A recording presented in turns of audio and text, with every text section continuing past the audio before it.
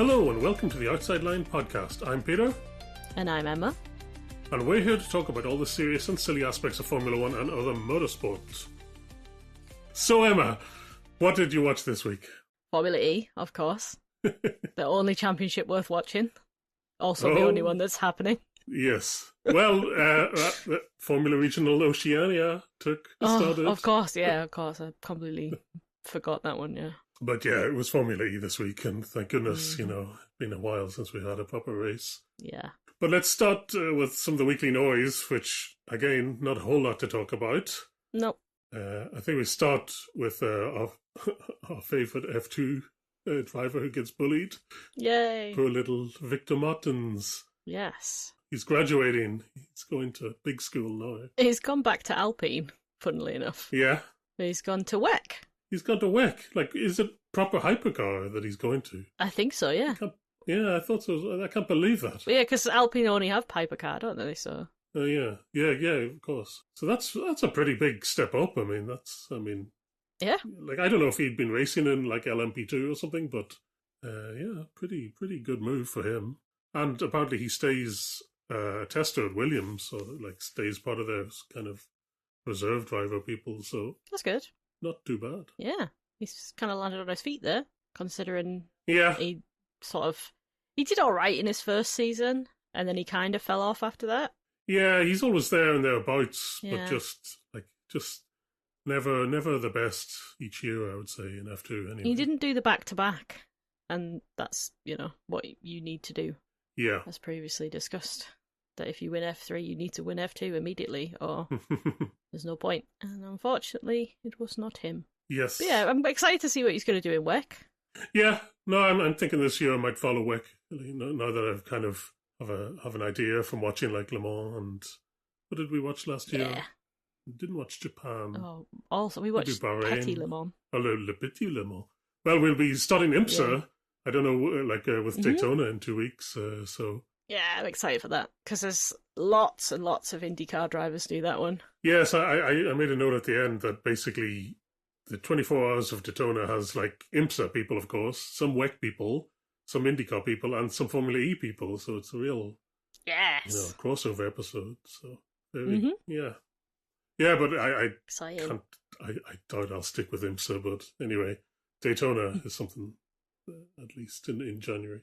Yeah. The other thing, I don't even know whether to mention or not, because I'm not sure it's even news, but like apparently Leclerc was saying, or somebody was trying to say that he was giving Ferrari just like the first couple of races of this season to like get their shit together. And then what? Well, then he'll try to move to another team. Cry.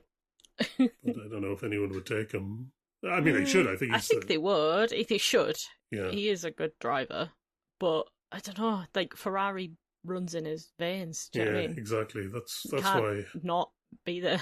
I don't see him anywhere else. Yeah, it would be weird, but then, I don't know, can't imagine Hamilton anywhere else, and there he is in his red suit, so, yeah. Yeah. Maybe Mercedes? Yeah.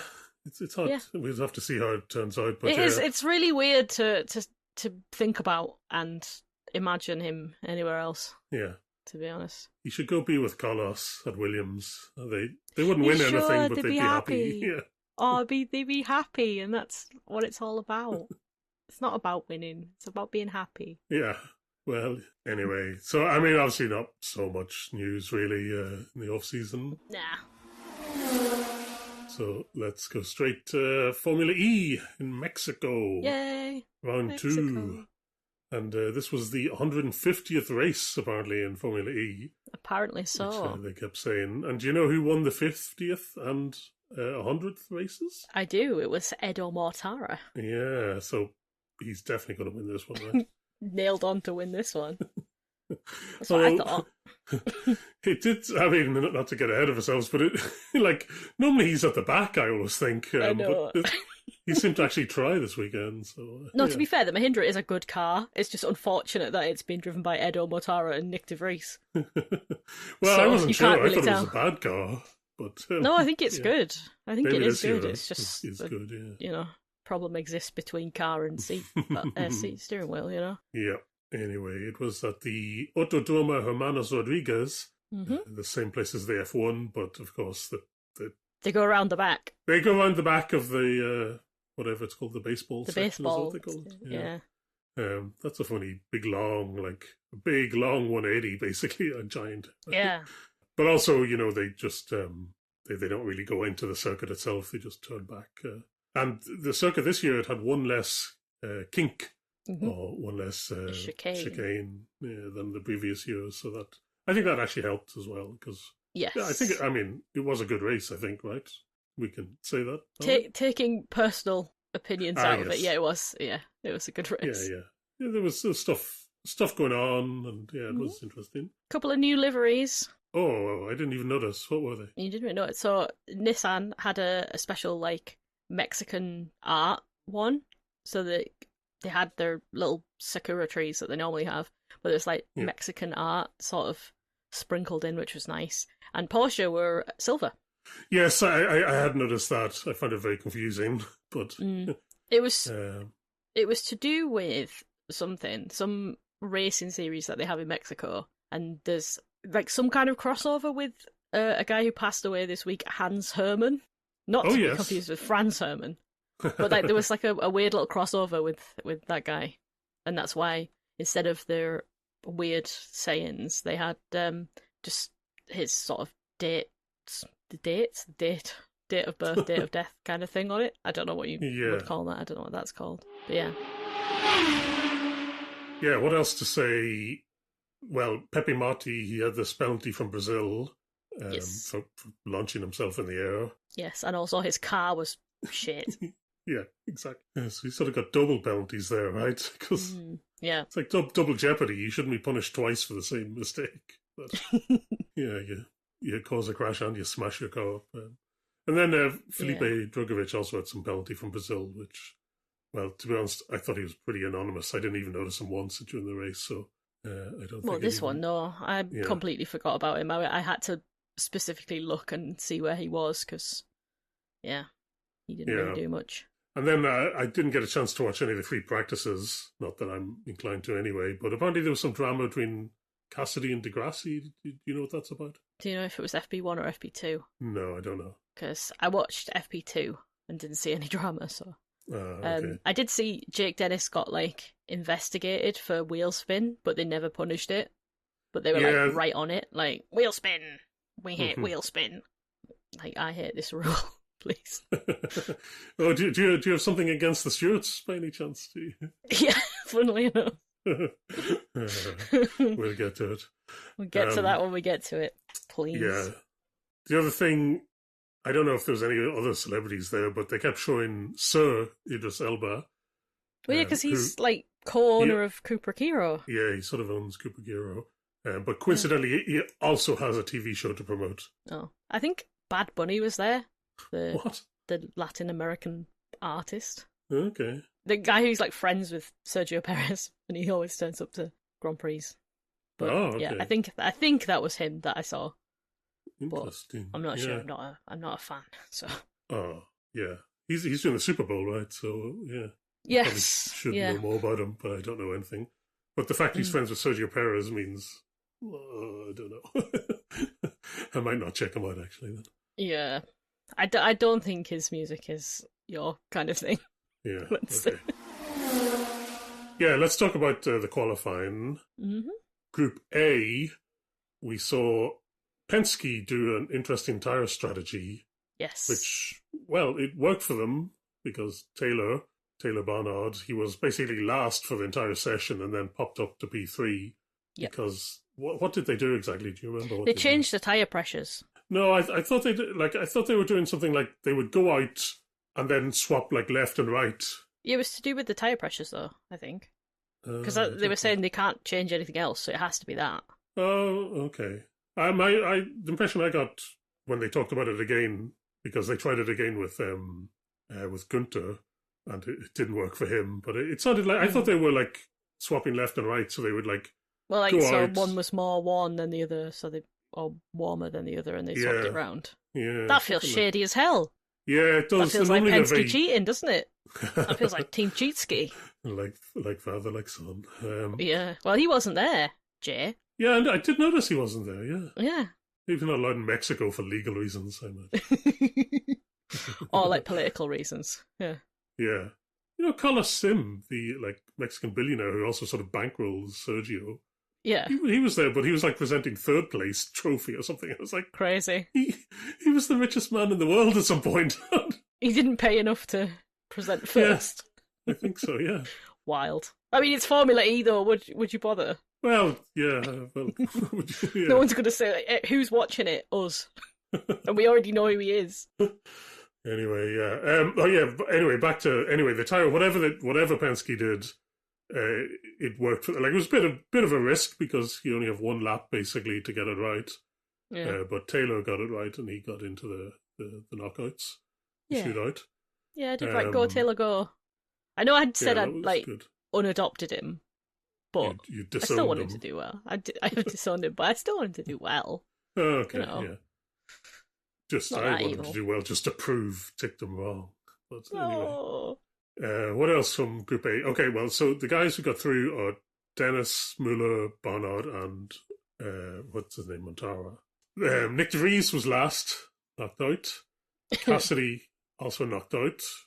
Yeah. Bit of a surprise since he was podium last week, or last race, but anyway. Well, Da Costa, he just missed the shootouts. He was P5, but apparently he had some battery problem and couldn't take part in F2, so... He's got lots of problems, but... Yeah, we'll get to that. Well, it depends how you read it, but we might get to that. Yeah. Anyway, Group B, as we said, the Penske strategy failed for Günther. Ticktum was right at the edge here. My goodness, he was flying. Turn one, I can't believe he didn't hit the wall.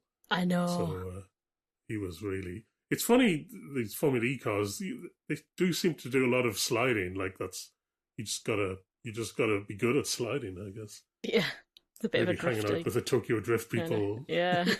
The other thing that was weird was Sebastian Buemi.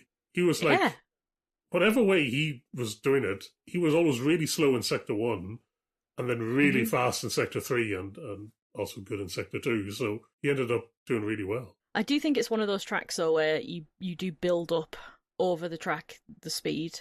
Because if you mess up the first corner, it doesn't seem to matter as much. Yeah. Because you can build up the speed after. Yeah. There's plenty of places to sort of take the time out. But, yeah, he was flying. It was crazy. I'd forgotten he existed. Even though he's in a green car. So he ended up topping Group B. So it was him, Ticktum, Mitch Evans, and Ollie Rowland who got through. And Verline was maybe the surprise one to go out, maybe? Yes, I'd say so. I still always think of him as the champion. Should be, basically the champion, but of course it's Rowland. But anyway. Yeah. So then we got the knockouts. I guess we won't go through them individually, but Barnard and Mortara, that was interesting because both of them screwed up on the last corner. Barnard, they thought he might have track limits, but he actually didn't in this case. Yeah. So he actually got through to the final, but it was like a little preview of what will happen in the final because it was him him versus Buemi, and Barnard he almost completely lost it in the final corner. Yes, he was way off. Well, I saw a replay. I was like, actually, he's not, because the car just goes like diagonal, and sideways, so maybe could he have could one of the tires just somehow have been could he have somehow kept it? But he looked way off in the first viewing, and so obviously his lap should be deleted. But all the Penske people, so he ended up beating a faster time than Buemi, and all the Penske people celebrating. They were all celebrating, and no one told them. And then there was because obviously the commentary knew, we all knew at home, and it was funny. But there was some guy who looked very, very sheepish and kind of was talking to the sort of J Penske stand-in, let's say. Yeah. Yeah, I think he told him, but everyone was still ccelebrating, so it didn't look like they told him at all. Which is great. That was hilarious. That was really funny. Yeah, well, anyway, so it was Buemi who got pole Yeah. for the race. But let's get to the race, because it doesn't do him much good, does it? Well, not to completely parrot things that Dan said, but it doesn't seem to matter where you qualify in Formula E. Really? No, it doesn't. It doesn't. It really doesn't. So, well, I think that's why you should get points. Like the pole does get like 3 points or something, right? So yeah, I think maybe they should get more points for like for like second or third or fourth or something like that. Yeah. So race starts, and I would say Buemi does a Lando Norris from where was it? Was it Vegas where he tried? Or yes, do you remember that one so. where he tried yes. to like cover off Max, but like was looking in his mirror too long and then went deep in the corner? Yes, I think it was Vegas. Buemi does the same thing here, except he goes way deep in the corner. So he just completely gets it wrong. Completely brakes too late. He was very lucky to keep out of the wall, I think. Yeah. I don't know if he did kind of tap his front wing or not, but he ends up at the back. Yeah. And then, well, we never hear from him again, basically. Well, later on, one of the commentators said that he made a complete Horlicks of the first lap, which made me laugh, because I was like, what do you mean? A complete Horlicks? I assume, like, referring to the drink Horlicks. Yeah. That's an expression. Drink. I've heard that expression. Really? But, like, I can't imagine it travels... Like, I can't imagine anywhere else in the world knows what Horlicks is. But literally, like, British and Irish people will know, and that's about it. Yeah. But it's one of those drinks from, like I associate it with, like... I was going to say, like, people. World War II. Like... it reminds me of, like, grandparents. Yeah, exactly. Really. Yeah. Like, it's a proper grandparents drink. Yeah. Like, is it like malty sort of? Yeah, I think I've had it and it's disgusting. I've definitely had it before. But yeah, I think in my mind it's like malty. Good. Anyway, Buemi made a Horlicks of it. Made a Horlicks of it, so. And he's gone. And then, well, Taylor takes over the lead and he stays in the lead for a bit. But at some point you don't really want to be in the lead, so I think he's quite happy to get passed by Mortara and Muller. Yeah. But although you never know, it's funny how the strategy in Formula E, how it all works out.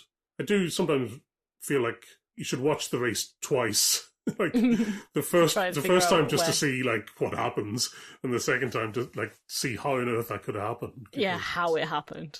It's so bizarre, but like I think Taylor getting past there shouldn't really affect the race, but I think it does kind of. Like he's never quite in it again. He's always there and thereabouts. No, he proper loses it, doesn't he? Yeah, but like that shouldn't like.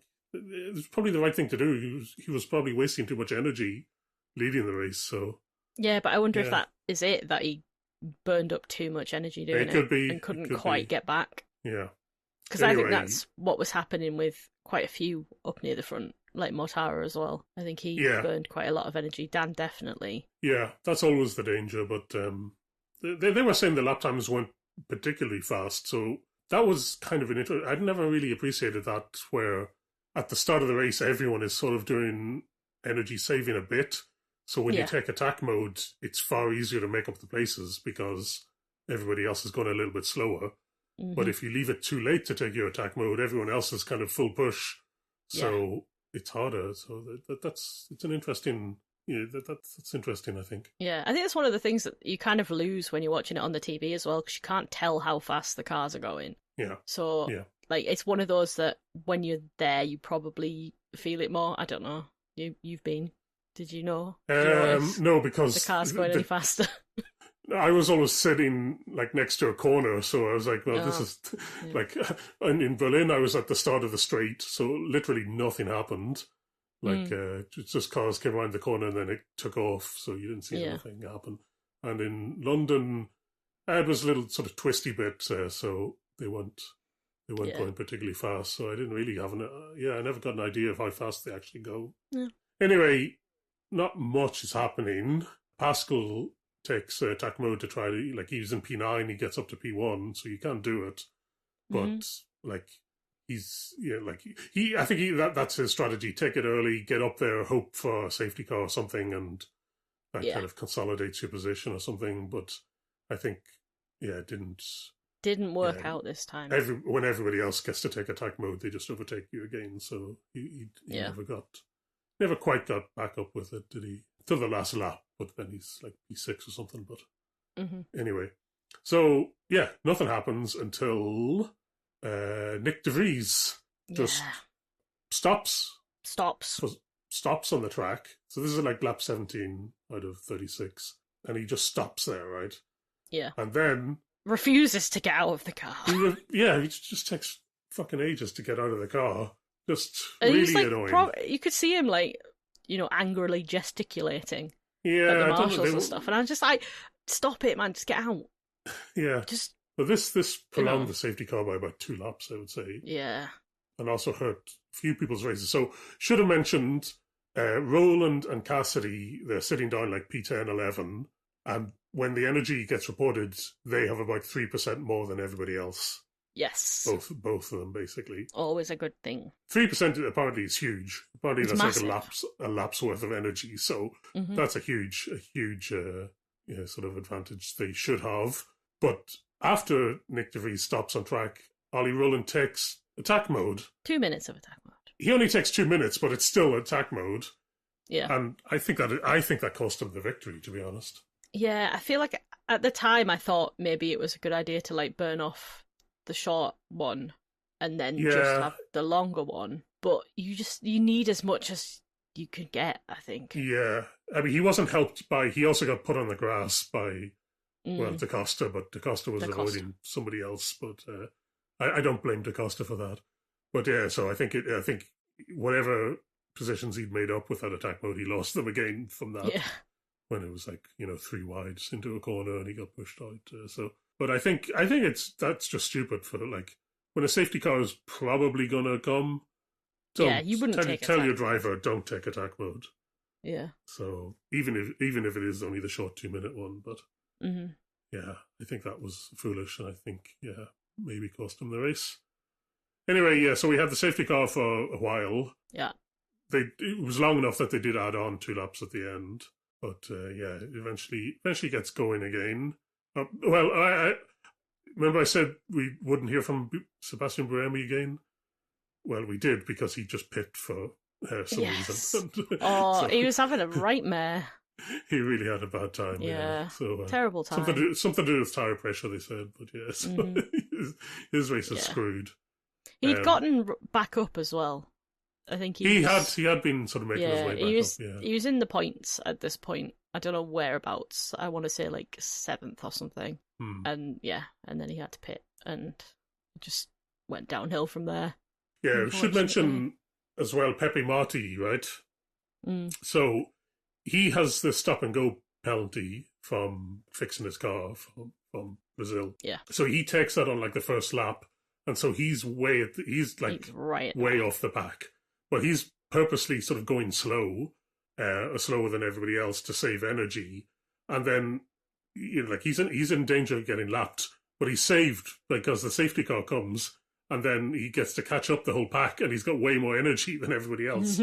So the only thing he could do worked out for him. So yeah, that was because to be honest, I didn't notice him till he looked, and then I went back and tried to figure out where did he come from. But that was it. So that was taking that stop and go screwed his race, and that was the only way they were going to recover anything. And he actually gets back in the points in the end. So yeah, quite clever. What else? Oh, there was some steward.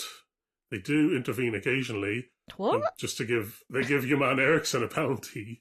I don't know. It was so I think it was overtaking off track or something like that, or leaving it in advantage, or overtaking under a full course yellow or something. But he did actually get a penalty. He's another one. So he's also in Vision, right? So yes, really. I've written that he's the new David Beckman because I forgot he exists. He turns up and I'm like, who is ERI? Who's Eric? Yeah. And then I'm like, Eric's right, yeah, him. Sure, great. Oh, the poor guy. He spent 10 years as a tester or reserve driver in Formula E.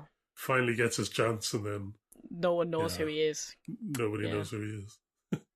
He's getting compared to Beckman. Poor guy. Okay, anyway. Yeah, so the race did get back underway. A few of the drivers at the front, so Muller, Mortara, Barnard, they all have their 8 minutes attack mode left, so I think they're looking pretty good. Then we get to the crash. Okay. Yeah. Lap 25, there's a crash involving, I think, like 4 drivers in the end. Yeah. There's like 4 people trying to get around a corner. Yes. So here we've got, okay, will I tell you the way I see it? Okay. So what I think happens is DaCosta, he dive bombs Ticktum, and he goes so far, like he dive bombs, gets it wrong, and goes so deep, he ends up hitting Günther, spinning Günther out. Possibly mitigated because on his inside is Jev, John-Eric Verne. So maybe he can't get out of the way, or maybe I couldn't quite tell from the replay whether Verne also maybe tapped DaCosta. I don't think so. From DaCosta's onboard, it looked like it was just his fault completely, but yes, it was hard to know. And then Günther sort of like Ticktum tries to avoid it and tries to take like a big loop around the outside, but still gets collected by Günther. Gets collected, yeah. So DNF. Very, very unlucky for Ticktum there. I was fuming, mate. I was fuming. I was furious. There's no more notes for me after this. I was furious. I was so mad. I was so angry. You have no idea. It's really hard being me. Yeah. Well, I mean, Ticktum, it wasn't his fault, but it was kind of a racing incident, or do you think DaCosta should have got a penalty there? I think he should have got a penalty, absolutely. He completely dive-bombed. Yeah. The move wasn't on, and he caused a collision of 3 cars. Yeah. So why wasn't he given a penalty? Stupid, man. I think it might be because Verne is there. Like, it is just three people into one corner just doesn't go. So maybe I think he should have got a penalty. I think he should have got a penalty because it was just I can stupid. kind of understand. I hate that guy. You called him an incel last week, so I know, and I called him an incel this week as well. Yeah. So yeah, incel behaviour. Mostly his fault. Yeah, 100% his fault. We didn't get a safety car or anything like that. No. They thought there might be too much debris on the track, but no, they didn't. I think all Ticktum's debris is like he was so far off the track when he got hit. Yeah, it was literally off the track. It was off track, yeah. Yeah. Well, if you don't have any notes, I'll tell you what happened. Lap 30, Cassidy, he uses 6 minutes of attack mode and gets up to P1, and then basically everybody else behind him took attack mode, so Dennis, Barnard, Mortara, and they all try to overtake him, and they can't. Nope. I don't know if it's because they're squabbling among themselves, or Cassidy, I think he does it. He does still have that excess energy. Yeah. From before, and I think that allows him to defend. Yes, and he had, I think, about 2 minutes of attack mode once he'd got past everyone, so he kind of just kept going. Yeah, probably because he had that extra energy, so he was just like, right, try and make a gap. Yeah, and then no one had an answer for him. So that was very good. We had like 4 cars all in a row, all fighting. Eventually, Barnard and Verline catch up, so we have 6 cars all kind of. Like, you have no idea what the order might be. Yeah, imagine if fucking incel DaCosta hadn't had a fanny fit. Could have had 7 cars. You think Ticktum would have been up there? Yes! No, I don't think so. No, I've got to believe. Maybe. Anyway, we were robbed. But anyway, Cassidy, great job. He holds on and gets the victory. Yeah. So Cassidy wins, Mortara second, Ollie Rowland got third. Defeated Mortara's weird stat of winning the 50th. Yeah. It's such a shit. Once I learned that stat, I was like, oh, I wish he'd won. But yeah, Barnard, Dennis, Verline, Marty, Jev, Muller, and Norman Nato. Speaking of forgotten drivers, yeah. But, he's up there. Yeah, he scored a point, so it's all good. Crazy. Yeah. Anyway, so gotta give props to Citroen. Yeah. To like their secondary, and even though they came from the ashes of Maserati, I mean, I think it basically is the same team, right? Yeah, I don't think they had much churn or turnover. Different name, different livery. Just rebadge. But I mean, technically it's a new team, so very good for them to get a victory so soon. And, Cassidy had that podium as well. So, well, have you heard that stat that whoever wins in Mexico goes on to win the championship? Yes. I did hear that. I wondered. Are we looking at Nick Cassidy? I hope so. I think he's I hope good, so too. So, yeah. And he hasn't won it yet, so, you got to share it. Eventually, I want all 20 drivers to be world champions. Yeah. Could happen. In Formula E, it's the only place it could probably happen. But, yeah. Well, I don't know what you think of Cassidy, but he's going to go bald now. Did you hear this? No. Apparently he had a bet. He had a bet with Jev that if he won the race, he was going to shave his head. So. I mean, to be fair, I did look at his hairline and it was clinging on for dear life, so maybe for the best. Maybe, yeah. It's like that Reddit subreddit, like bald, which is really supporting people to go bald. So maybe ban that subreddit. Shouldn't be allowed. Shouldn't be encouraging this behaviour. Awful. Yeah. Anyway, that'll be funny to see.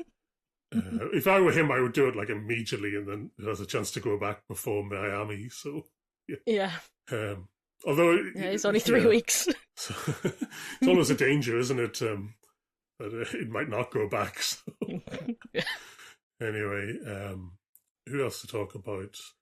Well, Roland, as I said, I think taking attack mode at the wrong time. Yeah. Did for him. Barnard, I mean, he was P2, finishes P4, just was there, but just not there, if you know what I mean. I don't think he's quite got it yet. Yeah. If you know what I mean. I don't think he's quite there. They did say that he was the only one to change powertrain. So anyone else moved, but they stayed with the same powertrain. So he's the only one who has to kind of learn something new. So maybe. But it's only 2 races in, so maybe give it another 3 or 4. Yeah. Okay, let's get to Dan Ticktum. Let's do it. The one-woman Dan Ticktum defence team is ready. I have some quotes that he said, they race like a bunch of children, petulant children, which, to be honest, that's what I called him last week. So yeah, that's true. Yeah. You're in good company. I mean, yeah. Then he says, pathetic, I've had enough of this. It's not a category of talent. And then he also, after the race, when he'd, calmed down, he then started having to go at the stewards.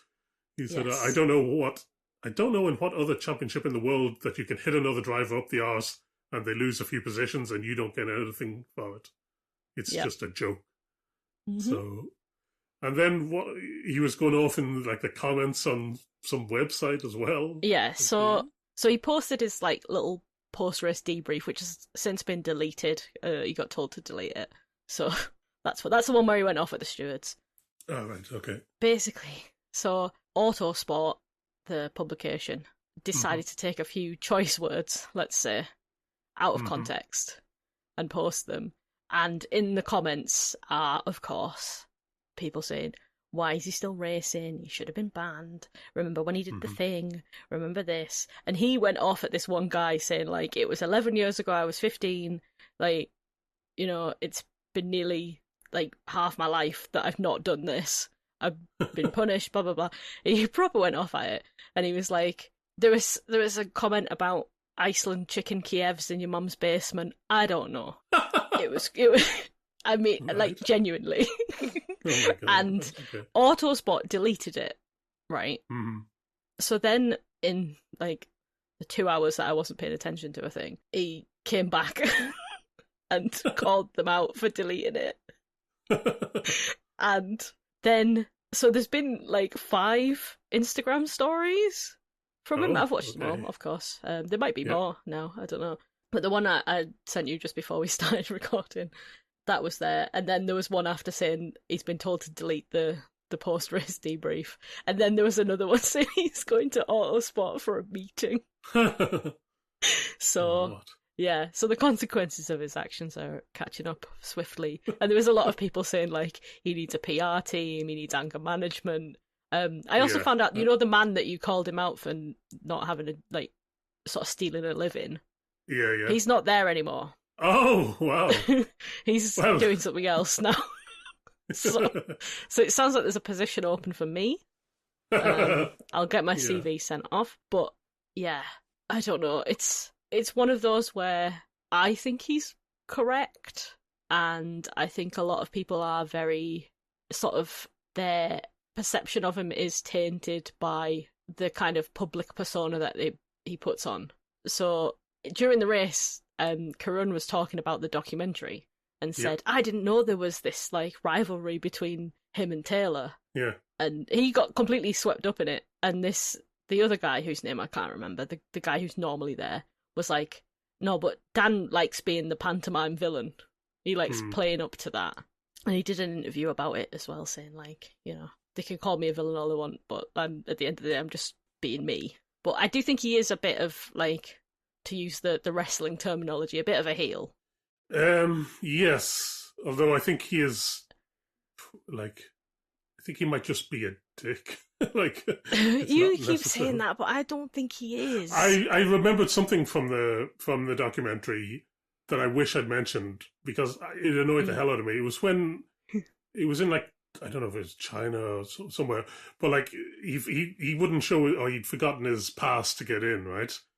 And then he starts having a go at like one of the people there, like, basically, don't you know who I am? You know, I'm the reason that people are here. Yeah. But like, that's just I don't know if that was just for the cameras, though. Not everything's for the cameras. Well, the cameras were there, though. Yeah, but he's still having a go at this guy. Like, that's probably like some student, like, just, you know, he doesn't know anything about F1, like, just hired for the weekend. I don't know. I've seen so many people be like, I'm annoyed that he's like the face of Formula E and stuff, and I'm like, I'm not. I'm happy. I'm happy that he's the main character. I think he's great. I did see in the comments people were saying, like, it's good that he's authentic. Just the problem is he's authentically a twat, so... I do think that judging people based on what they say on the radio during a race is terrible, and we shouldn't be doing that. And it's been a problem in like F1 and stuff as well for years and years and years. And to use those comments out of context is frankly ridiculous. Yeah. No, I agree with that. Yeah. Yeah, but I do. I don't know. I enjoy his like post-race debrief things that he does, where he's kind of calmed down a bit and he's looking at it objectively, but also it is a little bit like Dan's attack mode. I don't know. I think people just get him wrong. Not to say that I get him right, if you know what I mean, but I can see. I don't know. Maybe I've just got like these like massive rose-tinted glasses on, and he actually is a total knob. He probably would hate me as well if he ever met me, so you know that's fine. But yeah, I don't know. I'll still defend him because I do think he's right. Yeah, and I do think that a lot of the people are judging him based on something that happened in 2015, which is ridiculous. I've come around on that. You know, I think I would have just been like, oh, he's that asshole who did that thing. But I mean, in fairness, he was banned, right? He has taken his punishment. And what I wonder now is, I have the sneaky suspicion he might be the best driver in Formula E. It's just his antics off track will stop him ever being like able to prove it. But I have no doubt that he's one of the best, if not the best driver that they've got, because of like the other ones are old and Nyck De Vries and, you know, genuinely shit. And because it is a spec series, you don't really see a lot because you end up with a shit powertrain or whatever. But yeah, I agree that the sort of outside antics aren't a great advertisement. He's got a YouTube channel now. Did you know? He's talking to that Alexa about it, saying he's on a content journey, which made me laugh. Yeah. This is his Top Gear show, I think, that he's on. Yes, so he's doing it it's on YouTube. Wow. And he essentially, like, someone lent him a car and he drove it around Mexico and stuff. Or, like, the first one was taking Pepe to go see the, you know, like, the weird illicit car meetups. He went to one in Brazil. So... Like dogging? Like, drove some... No, not dogging. No. Oh, right, okay. Yeah. That's a different show. That's for the OnlyFans. Patreon, yeah. Yeah. But I don't know. I think he's fine. I think, Okay. but this is the same thing as like when I first started watching F1, and everyone was like, "Emma, why are you a fan of Max?" And now people are starting to come round to Max because he's not hot-headed and ridiculous anymore. And I think Dan is a lot more mature than he was sort of 2 years ago. Yeah, that can be true, but then he can still be the most immature. Yeah, but do you understand where I'm coming from? In that, when you are angry about a thing and it affects you personally, of course you are going to be angry about a thing. Look how angry I get sometimes about stuff that doesn't affect me. And like, yeah, okay, I was going to say I'm not a public person, but here I am doing a public thing. I just think that people take him way too seriously because they already have this preconceived notion of him as a knobhead. And I think if you take the words at face value, like if anyone else had said that about the stewards not giving a penalty, and like take out the profanity or whatever, and the calling people knobs or dickheads or whatever, but that, like, you know, in what other world championship do you crash into someone and not get a penalty? Anyone could say that. Yeah, people are just riled up because it's him. The thing, like, the problem I have is that I could imagine him, like, if it was the other way round, he'd be like, "Oh, the stewards, you know, they don't let anyone drive anymore. You can't even attack anymore. You know, they're trying to sanitize." Like I just feel he will say, like whatever doesn't benefit him, he'll complain about, basically. Like, yeah, but that's all racing drivers. They all do that. Yeah, maybe. I don't know. Yeah. Anyway, I think all people do that. Well, yeah. Okay, yeah. So, that's true. But yeah, very unfortunate for Ticktum because he was, you know, people say this is the year that he has to deliver if he wants a shot at, like, a manufacturing seat. I mean, a seat with a manufacturer. Because he's probably not going to win a world championship with Cooper Kira. No. And apparently his contract is up at the end of the year, so yeah. And he was doing okay. He was doing quite well, and he didn't last very long in the first race, but qualified well for it. And, qualifying, but that was another part of what he was saying, was that it doesn't really matter where you qualify because, you know, Pepe started at the back and he's now beating him in the championship. So yeah. He also said something quite funny about, like, if you just take any kind of half decent driver and, like, the car tells you when to, like, save energy, and so you'll, like, any driver can be okay in Formula E, it seems, is what he was saying. I don't know if that's a dig at Marty or not, or just in general, but it did read a little bit to me like there was a little bit of a dig there at Marty, but I think that's just jealousy and just a bit like, you know, I'm pissed off because I qualified better than you and I'm more experienced than you and I've been a victim of two completely random shit incidents. Yeah. And no one seems to have been punished for it. Yeah. There's injustice there. And that's, yes. you know, I think that's where he's coming from, is a place of injustice. Cool. Okay, so that was Formula E in Mexico. The defense team rests for another week until something inevitably goes wrong. until his next Instagram post. Anyway. Okay, let's finish on our usual features. Yes. So, firstly, was it a waste of time watching Formula E in Mexico? Nah, I love Formula E. It was good. Very exciting end to the race. Really very enjoyed good race. Very good race. I wish it was a double header, honestly. Yeah, I wish it'd been more. Exactly. I was thinking that as well. Why didn't we get two races? It's very odd which places get to have a double header and which don't. Yeah. Surely in Mexico, maybe just because they're scared they wouldn't fill the stands 2 days in a row. Maybe. But it does seem weird that, like, Berlin and London get two races.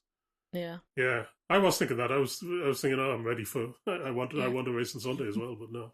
Yeah. That's my verdict. Not enough. Not enough racing. I don't know who got driver of the day. Are they still doing it? Formula E. Well, they used to, but I think they've got rid of it because I went to they had like a predictor thing on their app last year, and they've got rid of that as well. So, like, fuck off, I guess.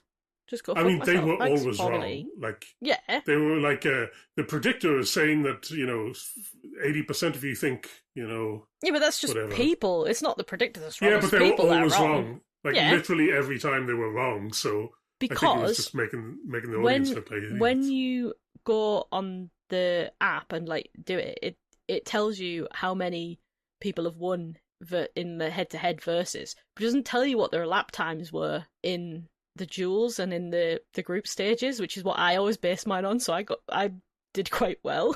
But I think they just went with whoever has won the most, which is usually what happened.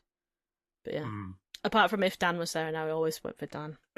So hopefully it's not Dan, but do you have an actual driver of the day? It's got to be Nick Cassidy. Yes. Started P13, and he won. Yes. That's Yes. Yeah. Yeah, I didn't mention. Yeah, P13 to P1. Pretty good. Yeah. Pretty good. And then, well, we've already had Emma's defense mode. So we have Emma's attack mode. Oh, do you know what? This is another. It's the concept of the off season. I'm really pissed off with the off season. The concept of time. Holidays, drivers having holidays, the idea that they have to have time off work. It's pissing me off because nothing's happening. And I don't know. I mean, I know that you go on Reddit and go on and Formula Dank and stuff, but I don't know if you've seen it this week where it's just been people redoing the F1, F2, F3 logos, and it's fucking constant and stupid. And I'm just like, I just need something to happen to stop this from happening. I need some news. I need, Horner to come back. I need something.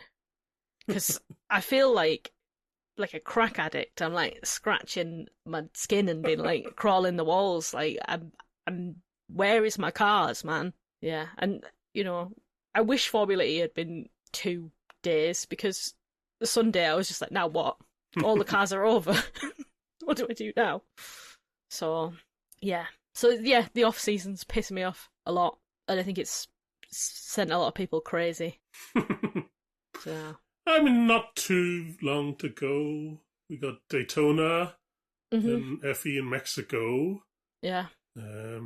Then the F1 testing is happening. There's another Formula E race. I don't know where it is in February. Yeah. Formula E is just going to keep me going. IndyCar, 1st of March, so... Yeah. Not too long to go. Well, at least February's the shortest month, so that's fine. Yes, good. So, speaking of the off-season, next week we're going to have to do another sort of trivia episode. Woo!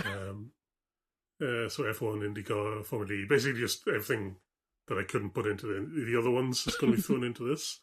Nice. Then, Daytona, then Formula E Miami, so... Yeah. It's not the worst. Not the worst. No. Cool. Anyway, thank you for listening. If you have any questions or comments, our email address is theoutsidelinepod@gmail.com. We are also on Blue Sky at The Outside Line Pod. Otherwise, we'll see you next week. Bye.